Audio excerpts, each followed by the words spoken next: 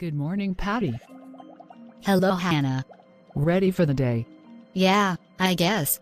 The question is, when will these kids get a clue? I mean, really, they are the worst sometimes. It feels pointless. Wow, Patty. Do you really have low expectations for our students? Maybe you should revisit your expectations for them. Teachers' expectations for students set the tone for the classroom and ultimately for the school. It's not always easy, but it is crucial. If we don't expect much from our students, they will live up to it. Let's take a look at some helpful information regarding high expectations for students. All right, so let's jump right into the importance of having high expectations for students. So we're going to define high expectations and the importance, look at responsibilities, traits, and strategies, look at some classroom practices, impact of school culture, and then key takeaways. So defining high expectations is the belief that all students can learn and achieve at high levels, regardless of socioeconomic status, race, ethnicity, gender, whatever. Everybody in your classroom can achieve. It's just a matter of figuring out what's the best approach to foster their achievement. So you're holding students accountable to rigorous academic and behavioral standards. You're communicating those beliefs in students' potential consistency, and then providing the support necessary to meet the high standards. So it's not only having those high standards, but am I providing the resources and support for those students to meet it? Because there's no point in having high expectations and the kids don't have the resources, or you're not providing the resources to help them meet those standards, as well as communicating those beliefs to students on a consistent basis. High expectations are very, very important. It's no different than a relationship or even your employment. You know, if your boss or your significant other has very low expectations for you, you can feel it, you can see it, you can tell by their actions that they have low expectations, and we tend to adhere to those, and we'll get more into those more into that as we go along. But defining high expectations is the belief that all students, regardless of who they are, can achieve and can learn. So why does it matter? It influences students' self-confidence and self-belief and their identity. It definitely shapes the classroom culture and ultimately the school culture. It affects long-term academic and life outcomes. If for K through 12, nobody expects anything from you. So for 12 years, nobody's expected anything from you and held you to low expectations. When you become older, you don't all of a sudden throw 12 years of conditioning away.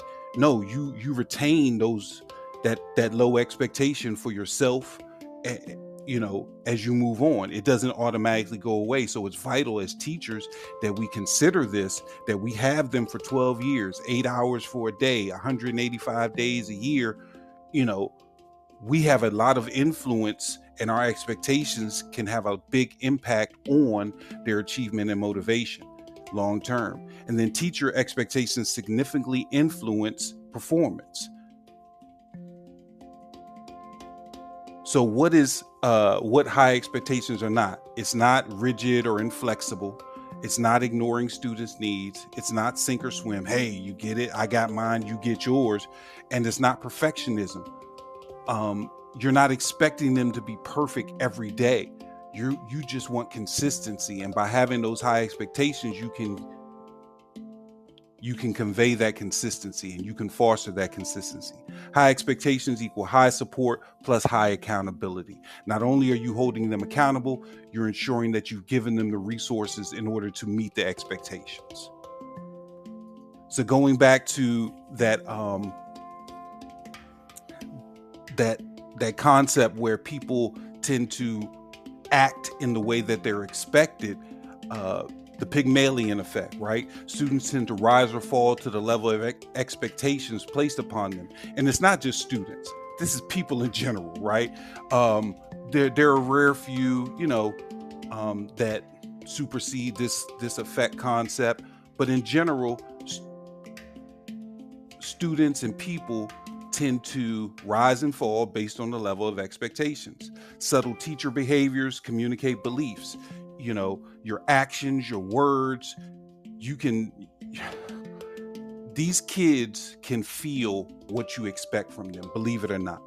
I mean, if you've been in the classroom long enough, it's an innate ability of these students. They may not be able to articulate it. They may not be able to come up to you and say, "Oh, I have the Pygmalion effect." No, that's not what we're talking about. But they can feel whether you believe in them or not. High expectations increase effort, resilience, and performance. So when they know that you have these high expectations for them, I don't want to disappoint Miss Jones. I don't have my homework. I don't want to go to school because Miss Jones is going to be upset. Blah, blah. We don't want to look at that as stressful. We don't want to stress them, but that's their communication of they understand that their teachers have high expectations for them. So in order to foster high expectations, what are some of the teacher's responsibilities? You set rigorous academic standards. You maintain consistent behavioral expectations. And this is key too, because starting off on the year, at the beginning of the year, everybody lays out their rules, blah, blah, blah. But if by October you're starting to make, exceptions for certain students and you're starting to acquiesce and let things slide, it conveys the message that, hey, those standards and those expectations weren't as important. So you have to be consistent. Provide equitable access to challenging tasks, monitor progress and adjust instruction, and address biases that may lower expectations. This piece requires some self-reflection as well as for the teacher, addressing biases. When I look at my lesson, when I look at how I'm treating the kids, am I treating kids differently? Am I treating, the boys differently from the girls in the sense of my expectations? Have I, my special ed population, do I have different expectations for them? I don't want to do that. I want to have a standard expectation, and then I provide the resources so that everybody equitably can meet those expectations. Some instructional responsibilities: align tasks to grade level standards. Use formative assessment to guide instruction. Offer constructive, growth-focused feedback. Oh, this is wrong. That's not feedback. Saying that something is wrong is not feedback. What's wrong? How can I improve it? Okay. Provide scaffolds without lowering rigor. You can implement piece by piece and let the kid have mastery experiences and grow from that. And if you're not familiar with mastery experiences, go check out our mastery experience video. And differentiate support, not expectations. You can change the types of support you give different groups of students based on their needs, but the expectation remains the same. You are going to excel. You are going to perform. How do you communicate high expectations? Use asset-based language. Cold call with support. I'm a little older, so I remember cold calling being, "Hey, Charles, what's the answer to number blah, blah, blah?" Just to make sure if we're paying attention, right?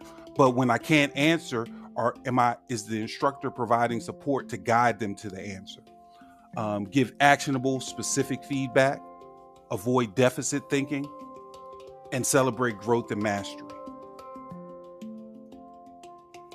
What are some of the key teacher traits necessary in order to foster and sustain high expectations? You have to have a growth mindset. Just like in the intro with Hattie and Hannah and Patty, you can't have this mindset that there's no point. If you walk into the classroom, on a regular basis, like there's no point in me doing this with these kids, then you're in the wrong field. Cultural responsiveness, consistency, patience and persistence, reflective practice, and strong belief in equity. Okay. So what are some classroom practices that reflect high expectations? Clear learning targets posted and referenced. Where are we trying to get you to go? How can you get there? And we constantly go back. Hey, don't forget, we're scholars. We behave as scholars. Hey, don't forget, the goal is 85%. or better on this test on Friday. You set the expectations, you set the targets, and you constantly reference them. Student-led discussions, that shows high expectations because you're letting students take ownership and their opinions are processed through the discussion. Higher order questioning, opportunities for revision and improvement. They didn't get it right the first time. Think about something you learned for the first time. Did you get it right, and perfect the first time? Probably not. Allow them to revise and improve, creating a mastery experience, thus increasing the efficacy of the student, and now they can meet those expectations. And consistent routines and procedures. Don't switch up on them. Oh, today, I don't feel like it. Boom, boom, boom. The kids can feel that, and they will start to undermine the whole process. So here's some additional practices and the implementation actions. You can read these on your own, but I'm going to just go through the practices. Consistent academic press, productive struggle, standard-based grading, equitable participation, clear success criteria, high-quality questioning, and goal setting and student ownership of learning.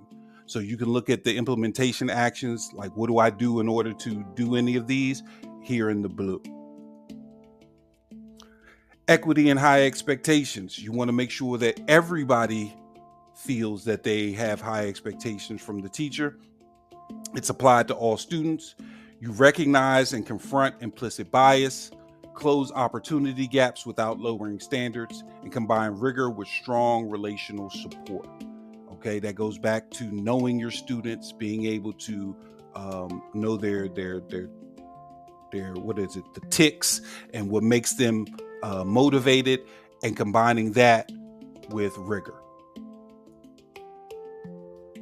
So ultimately, what do high expectations from teachers, what impact does it have on schools? It builds achievement-oriented classrooms, promotes student ownership, strengthens teacher credibility, and improves overall school performance. So the key takeaways: teacher expectations directly influence student success. Rigor and support must coexist.